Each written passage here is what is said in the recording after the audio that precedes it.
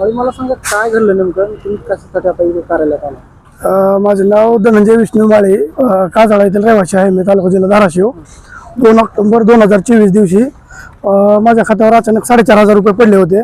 मी statement check केलं तर लाडक्या बहीण योजनेचे पैसे पडले होते माझ्याकडे. मग मी 3 ऑक्टोबर रोजी कलेक्टर ऑफिस, पंचायत समिती आणि तहसीलला अर्ज केला होता. मग त्या संदर्भात मला आज कॉल आला होता. मग मी ते पैसे वापस करण्यासाठी प्रशासकीय इमारत येथे आलो आहे. काय भावना तुमचे पैसे वापस करण्याची? नको सर, आपल्याला लाडक्या बहिणीचे पैसे लाडक्या भावाला येतात तर काय करायचं त्या पैशाला? आपल्याला आपले पैसे इमानदारीचे बाद झाले म्हणून आपण शासनाला पैसे वापस करत आहे.